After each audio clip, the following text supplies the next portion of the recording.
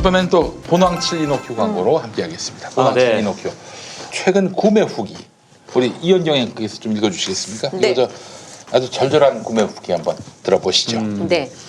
보낭칠 이노큐 3박스 구입을 완료했습니다. 여자친구가 몇 달 전부터 잠을 제대로 자지 못한다고 해요. 잠들기가 힘들고 잠이 들어도 2-3시간 만에 잠이 깬다고 해서 어떻게 도와줄 수 있을까 하다가 갑자기 보낭칠 이노큐가 생각나서 구입하였습니다.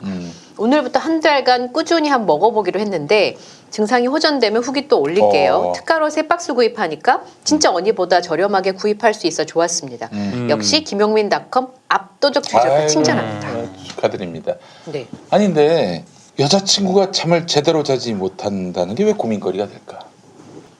이런 생각을 해봤습니다. 짜증을 내겠죠. 잠을 못 자면. 그냥 백투가 나왔던 것 같습니다. 아시 아내분은 네. 우리 저 보낭칠 이노큐를 드시더니 너무 잠을 일찍 주무셔가지고 숙면을 취하셔서. 네, 그래서 제가 굉장히 공허한 밤들을 보내고 있습니다. 아, 네. 저 지난번에 먹어보라고 하셔서 네. 이거 먹어봤거든요. 네. 근데 진짜 몸이 굉장히 따뜻해지더라고요. 그러니까 저도 2-3시간, 뭐 1시간 반 만에 한 번씩 깨거든요. 거의 네. 잠을 이렇게 푹 못 자는데 알겠습니다. 좋더라고요. 아이고, 뭐 네. 여자친구가 잠을 잘 못 잔다는 게 고민인 분도 있었군요. 예, 네. 예, 그래요. 그것도 이런 것도 다 고민입니다. 세상에 참 고민거리가 다양해요. 그렇죠. 네. 이런 고민도 있을 줄은 꿈에도 몰랐습니다. 예. 어떤 분은 이 보낭칠 이노큐를 먹고 잠을 자서 딱 문을 떴는데 개운하게 잤어요. 봤더니 하루를 그냥 다 자버리고 이틀이니까 아니 저도 예전에 좀 그런 일이 있었는데 한 중고등학교 때 한참 많이 잠이 오잖아요. 맞아요. 네. 고등학교 때 제가 한 오후 7시인가 8시인가 그때 잠을 잤는데 일어나 보니까 다시 또 7시인 거예요. 그래서, 스물 몇 시간 주무신 거예요? 저도 그런 적 있어요. 그래서 아니 이 시기가 어떻게 돼? 내가 이렇게밖에 조금밖에 안 잤나라고 했는데 알고 굉장히 보니까. 오랜 시간 잔 거였더라고요. 네. 알겠습니다. 자, 우리 YG 킴님, 김용민 TV도 잘 때 틀어놓으면 잠이 잘 와요 하면서 라고 하면서 2,000원을 보냈습니다. 야, 너 뭐냐? 예. 너 뭔데 여기 와가지고 까불어? 이 주무시다가 금액을 좀 잘못 누르셨나 보네요. 아, 그래요? 200원인데 네. 2,000원을. 네, 그래요. 알겠습니다. 자, 보낭칠 이노큐까지 광고 함께했습니다. 자, 우리 민동기 국장님. 그 전에 잠깐 화장실 좀. 아유 세상에. 딱 요맘때 가시는 것 같아요. 대치만으로 이렇게 똥을 쌀 수가 있을까? 아니 그건 아니고. 네. 그건 아니? 아니 내가 보니까 요 타임이 네. 마지노선 타임인 것 같아요. 아, 네. 견디다. 정상근 선수의 방광이 네. 담을 수 있는 한도. 뺀 방출이 제가 오늘 가져온 이야기는 이게 지금 이건희 회장이 별세한 이후에 왜 이렇게 삼성에 친화적이냐 호의적인 보도를 하고 있느냐 얘기를 많이 했잖아요. 네. 실제로 그런 보도들이 압도적으로 많았고 근데 이 대목에서 우리가 한번 살펴봐야 할 사안이 있어가지고 제가 주목하고 있는 거는 서울고법 민사 13부입니다. 거기 뭐가 있어요? 여기가 언론사 전담 재판부거든요. 아, 네. 예. 근데 지금 지난 8월 달부터 여기 재판장으로 강민구 부장판사가 재판장으로 왔거든요. 강민구 부장판사는 다들 뭐 아시는 분들은 아시겠지만 장충기 전 삼성 미래전략실 사장에게 네. 예, 문자. 아주 뭐 사바사바 문자를 보내가지고 과연 판사가 맞느냐라는 그런 비판까지 들었던 인물인데 이런 당사자가 지금 언론사 상대 민사소송을 재판장으로서 맡게 되는 겁니다. 그래서 이미 뭐 MBC 스트레이트 제작진 같은 경우에는 재판부 기피 신청까지 한 그런 상황이고요. 예. 왜냐하면 스트레이트 제작진하고요 SBS 간에 소송도 붙은 게 있고 또 스트레이트 말고요 네. MBC 또 다른 그런 프로그램과 관련해서 SBS랑 또 붙은 게 있거든요. 근데 지금 강민구 부장판사 같은 경우에는 이미 자신의 블로그에 MBC를 비판하는 어떤 그런 검언유착 보도와 관련해서 그런 글을 쓰기도 했고 아 그래요? SNS에 본인이 직접 썼어요. 8월 달에 검언유착 의혹 보도 비판하는 글인데 제가 읽어드릴게요. 그러니까 이런 분이 이제 MBC 관련이라든가 언론 재판을 맡게 되는 겁니다. MBC 보도에 대해서 강 부장판사가 뭐라고 얘기를 했냐면 언론기관과 권력기관이 합세하여 무슨 덫 같은 것을 설치해서 특정인이 그 함정 속에 빠지기를 기다리다가 여의치 않으니까 전파 매체를 통해 사전에 계획한 작전대로 프레임을 국민에게 전파한다. 야, 이거 어떻게 그런 말을 쓰나? 판사가 이런 글을 본인 SNS에 썼는데 네. 이런 분이 언론 사건을 전담할 재판장으로 지금 있는 겁니다. 근데 지금 문제는 이게 무슨 흔히 말해서 그냥 무작위로 돌린다 하더라도요.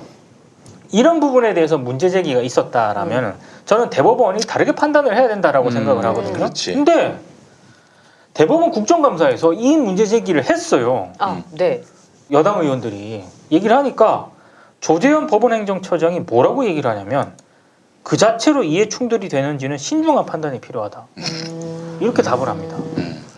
그러니까 장충기 문자 사건 같은 경우에는 김진애 열린민주당 의원이 뭐라고 얘기를 하냐면 법관이 품위를 손상하거나 법원 위신을 떨어뜨린 경우에는 징계위에 회부할 수가 있는데 장충기 문자의 이 사건은 징계사유가 안 되느냐 이렇게 물었거든요. 네. 저는 당연히 징계사유가 된다라고 생각을 하는데 조재현 법원행정처장께서는 또 뭐라고 답을 했냐면 구체적으로 내용을 모르고 있기 때문에 확인해 보겠다. 구체적인 내용을 왜 모릅니까? 이게 얼마나 떠들썩한 그런 보도였는데 지금 이런 장충기 문자 파문 때 엄청나게 도마에 올랐던 판사가 언론 전담을 담당하는 그런 재판장으로 있다는 것 자체도 굉장히 문제고요. 저는 이 대목에서 많은 분들이 삼성의 호의적인 언론의 보도만 문제를 삼고 있는데 우리가 이 대목에서 2018년도에 뉴스타파가 보도했던 장충기 문자석 언론인들에 대해서 다시 한번 리마인드를 할 필요가 있습니다.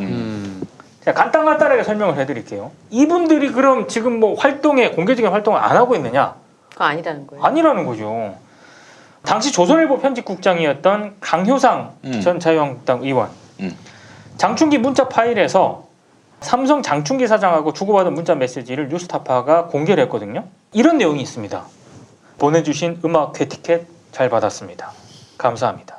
운동은 집사람이 수업이 많아 사양해서요. 한 번 더 얘기해보고 다시 말씀드리겠습니다. 강효상 드림. 이런 내용이 있었고요. 그리고 당시 문화일보 편집국장이었던 최영범 편집국장이 있습니다. 당시 편집국장. 삼성 장충기 사장한테 당시 그 2015년 때는 호텔신라하고요. 현대산업개발의 합작법인인 HDC 신라가 면세점 전쟁을 하고 있었던 맞아요. 때였거든요. 네.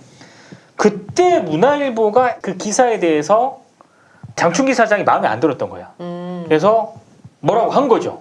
그러니까 최영범 편집국장이 전화 받고 다시 확인했는데 독과점 문제가 안 된다는 내용이 주 야마였다. 제목이 기술적으로 부족한 점이 있었는데 오해 없으시길 바란다. 이런 내용의 문자를 보내고 여기서 끝난 게 아니고요.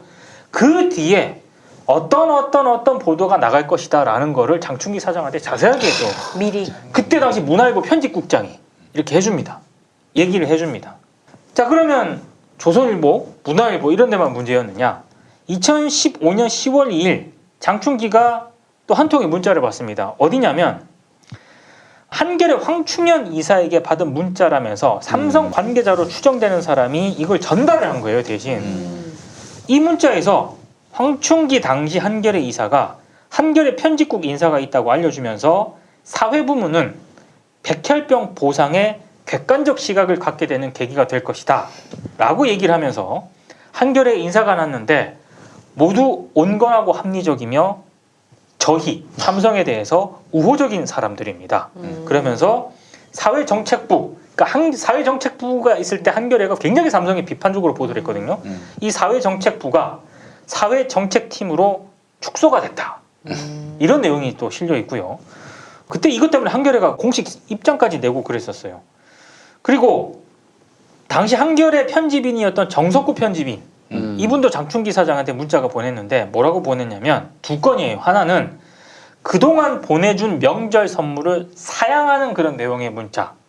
왜냐하면 최근 자신의 회사 후배들, 한겨레 후배들이 외부 추석 선물을 받지 말자는 제안을 회사 방침으로 이를 결정을 했다.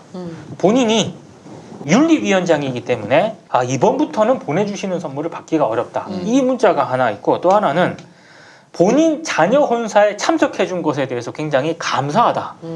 이런 문자가 있고요. 그리고 경향신문도 굉장히 어려웠었잖아요. 네, 아까 말씀하신 것처럼. 근데 2015년 7월 당시 이동현 경향신문 사장이 장충기 사장에게 합병 성공을 축하한다는 문자를 보냅니다. 경향신문 사장이. 야, 그 제일 모직하고 네, 삼성물산. 그 합병을 물산하고. 성공을 축하한다는 문자를 당시 이동현 사장이 보냈고요. 그리고 이동현 사장의 전임이 송영승 전 경향신문 사장이거든요. 이분은 퇴임 직후인 2015년 6월 장충기 사장에게 오랜 기간 신세 많이 졌다. 그동안의 깊은 배려와 도움 마음으로 감사드린다. 그리고 역시 2015년 12월에 지난번 만났을 때 말씀하신 문제 좀 잘 부탁드린다라는 문자를 보내거든요. 이게 뭘까? 궁금하지 않습니까? 2016년 12월, 그러니까 이 문자를 보낸 10개월 뒤에 송 전 사장이 삼성언론재단 이사로 선임이 됩니다. 야, 이거 진짜 완전 양아치구만. 어? 그러니까 조중동만 이런 게 아니고요. 이 장충기 문자 파문에서는 정말 거의 모든 기성언론사 네, 다 그 포함된다. 사장 간부들이 거의 삼성에 정보 보고를 했다고 해도 과언이 아닐 정도의 문자를 보내거든요. 그리고 앞권은 당시 그 연합뉴스 이창섭 편집국장이라고요. 적절할 때 부장 한 명만 데리고 식사 한번 했으면 합니다. 편하실 때. 국가 현안, 삼성 현안, 나라 경제에 대한 선배님 생각을 듣고 싶습니다. 평소에 들어놓아야 기사에 반영할 수 있습니다. 이런 문자를 계속 장충기 사장한테 보내요. 고견을 구걸하다시피. 근데 그 저기 호칭이 아니 뭐 예를 들면 언론계끼리라면은 뭐 선배 후배 이럴 수 있는데 아니 직종이 다른데 왜 장충기가 선배예요? 모르겠어요. 학연 뭐 이런 거. 뭐 저기 사실 예전에 김시곤 KBS 보도국장도 이정현한테 선배로 선배라고. 상주생 네. 선배 뭐 이러죠. 예, 네. 그래요. 네. 예. 좀 습관성이에요. 기자들이 선배라는 그래서 친근감을 예. 표시하기 위해서 뭐 그런 게 있죠. 그래요. 그리고 당시 그리고 내가 또 전광훈한테 전광훈 선배라고 하면 어떨까요? 좋은 생각입니다. 전 선배. 그리고 연합뉴스는 이 당시 그 편집국장 말고요. 조봉래 콘텐츠 융합 담당 상무라고 있었거든요. 2016년 7월 때 뉴스타파가 이건희 삼성그룹 회장 성매매 보도를 맞아요. 하거든요. 이때 당시 조봉래 콘텐츠 융합 담당 상무가 이 보도는 천박한 기사다. 그래서 다루지 않겠다라는 내용을 장충기에게 문자로 알렸고요. 그리고 우리랑 굉장히 또 인연이 있는 당시 김장겸 MBC 보도본부장과 장충기 사장의 만남을 주선을 합니다. 주선을 할 때 뭐라고 문자를 보내냐면 장 사장님 잘 지내시는지요? 총선 이후 식사 한번 할 수 있었으면 하는 희망인데 아이. 틈을 내실 수 있을런지요? 동지인 MBC 김장겸 본부장과 같이 했으면 합니다. 동질에? 동지래. 아니 연합뉴스는 그렇게 하지 말라고 세금을 지원해 주는데 300억이 넘는 국가 세금을 들여서 그렇게 하지 말라고 하고 있는데 굳이 또 장충기 사장한테 제가 이 얘기를 다시 왜 리마인드를 시켜드리냐면요. 이때 이렇게 장충기 사장한테 문자를 보내면서 여러 가지 이런 행태를 보였던 언론인들 지금 없을 것 같습니까? 저 없을까요? 이 나라 언론들 특히 이제 삼성한테 알랑방구 끼는 놈들은 진짜 쓸개 빠진 놈들입니다. 좀 부끄러운 줄 알아야 돼요. 저는 너무 부끄럽습니다. 얘기를 듣다 보니까 알고 있는 얘기였는데 많이 들어본 얘기들이고 제 얼굴이 다 낯이 뜨거워집니다. 제가 이걸 왜 이걸 관훈에서 다시 한번 언급을 해야겠다라고 생각한 이유가 물론 이제 그 판사 때문이기도 하지만 왜냐면 그 판사 그 장충기 문자한테 그런 사실상의 충성 문자를 보내놓고서도 언론 전담하는 재판장으로 있잖아요. 이 말이 되냐 이런 생각이 들고 또 하나는 이건희 회장 별세 이후에 이 언론 보도들 거의 압도적으로 아까 이영경한테도 얘기했잖아요. 압도적으로 호의적인 기사가 많거든요. 딱 떠올렸죠. 장충기 문자 사건 때 그때 보였던 그 문자 그 언론인들이 과연 지금 많이 없을까?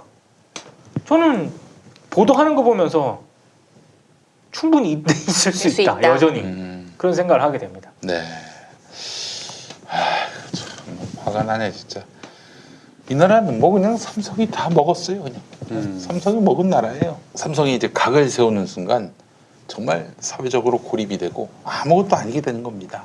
슬프네요, 진짜 슬퍼요. 나는 근데 규모가 어렵고 작고 어렵고 경영이 어려운 매체에서 그러면은 말이 안 되는 거지만 뭐 참, 너무 힘드니까. 참 딱하다. 그렇게까지 해야 되겠냐 이런 생각을 할 법한데 솔직히 연합뉴스는 좀 이해가 안 돼요.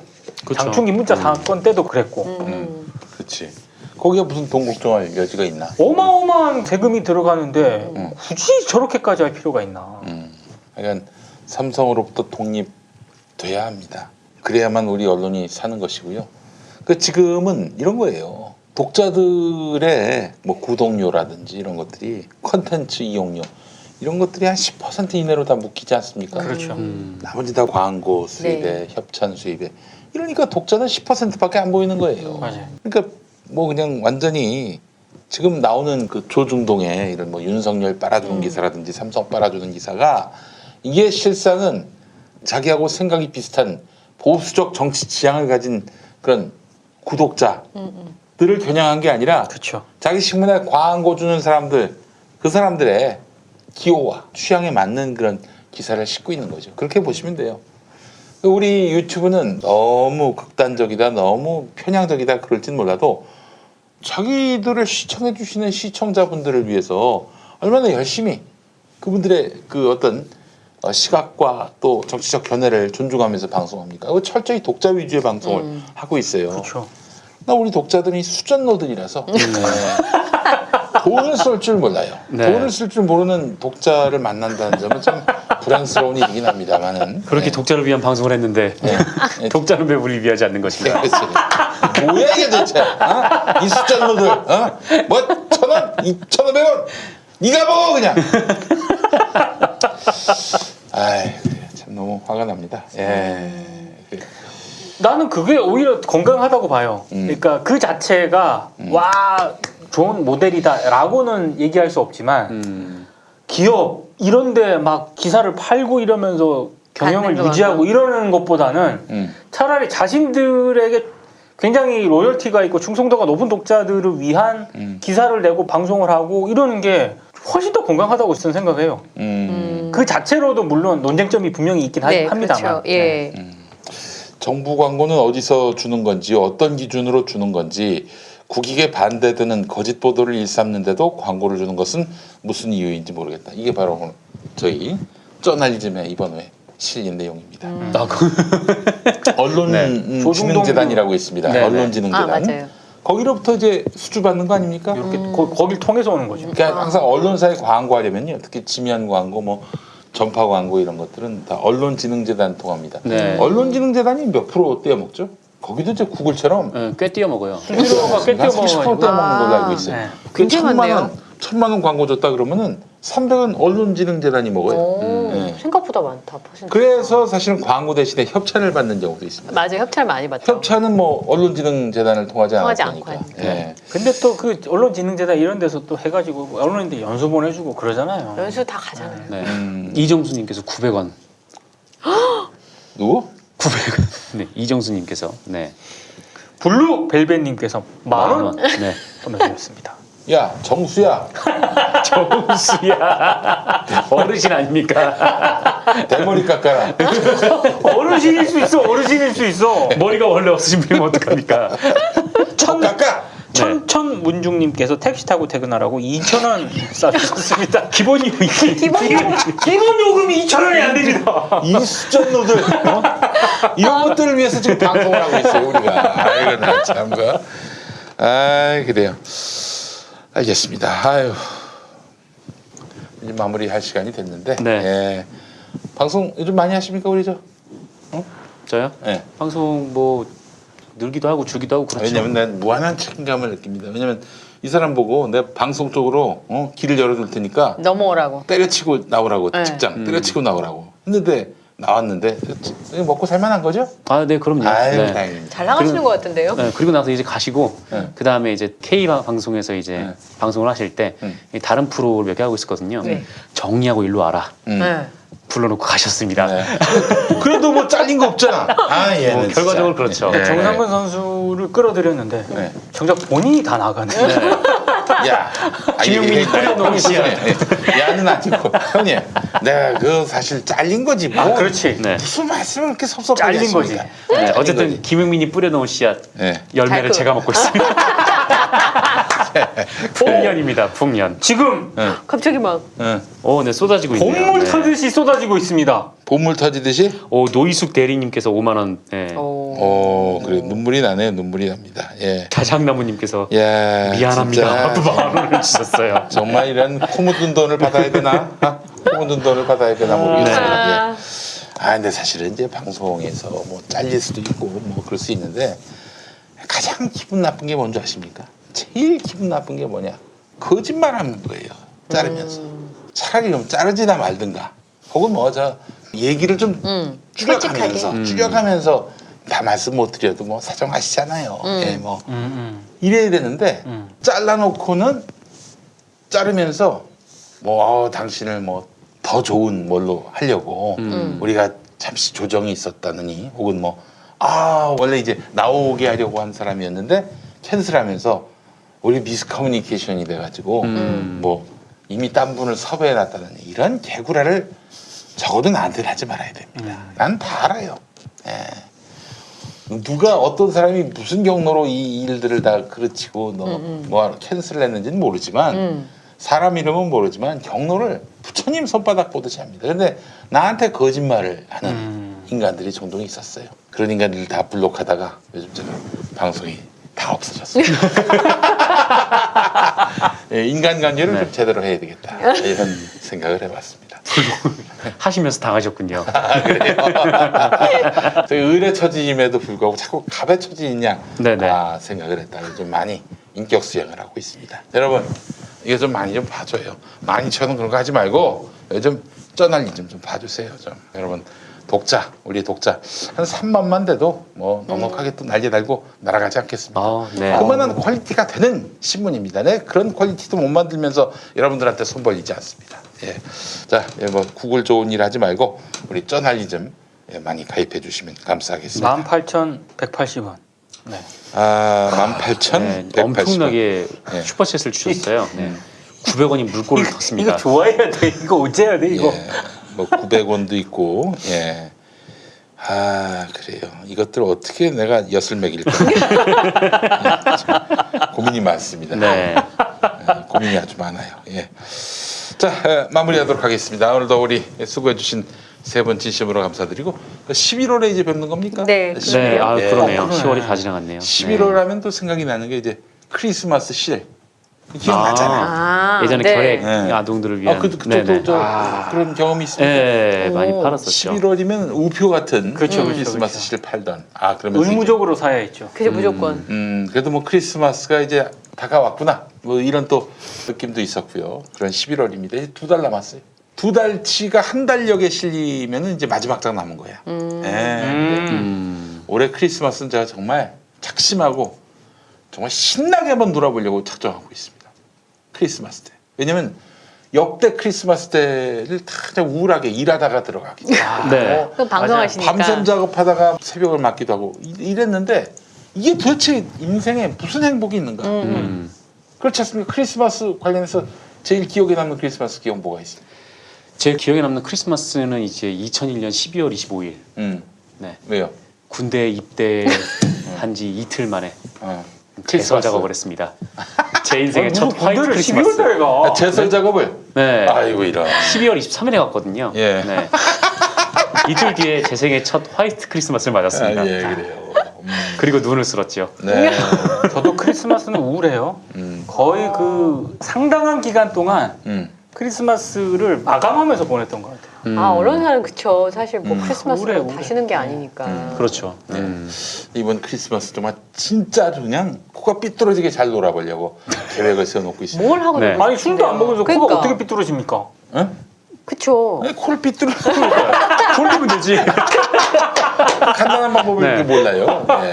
그래. 우리도 이현정 앵커 네. 가장 기억에 남는 인생 최대 크리스마스. 저는 고등학교 때 보통 교회에서 올라이트 하잖아요. 아, 올라이트. 네. 하고 새벽송 돌고 그랬던 그래도 그때가 제일 재밌었던 것 같아요. 그래. 게임하고 뭐 이랬던. 성년 돼서는 뭐 그런 즐거움이 없습니다. 없습니다. 예. 저도 계속 이랬겠죠. 아, 그쵸. 그날도 근무하니까 뉴스하고. 기억하실지 모르겠습니다만 2000년 겨울에 엄청나게 수도권에 폭설이 폭설. 내렸습니다. 폭설. 기억하실지 모르겠는데 눈이 얼마나 많이 내렸던지 정말 크리스마스 이브에 하얗게 그냥 눈이 덮였던 그런 때가 생각이 납니다. 네. 예. 근데 다들 놀았던 기억을 갖고 눈 오기 기억들만 딱 갖고 계신 거예요. 그러면. 아내와 함께 오. 그때 이제 결혼하기 전이었는데 예. 차를 어디 세워놓고 너무 그 눈이 많이 내려가지고 그래서 이제 잠을 자지 못했습니다. 예, 그날 그 차 안에 갑자기 뭐. 도낭칠 이노큐가 없었어. 차 막힐 때 발집. 알지. 도낭칠 이노큐가 있었다면 우리가 그냥 조용한 크리스마스를 보낼 수 있었을 텐데. 네네. 자, 여러분 행복한 시간 보내시고 저희는 다음 주에 뵙겠습니다. 네. 고맙습니다. 고맙습니다. 고맙습니다. 고맙습니다. 고맙습니다.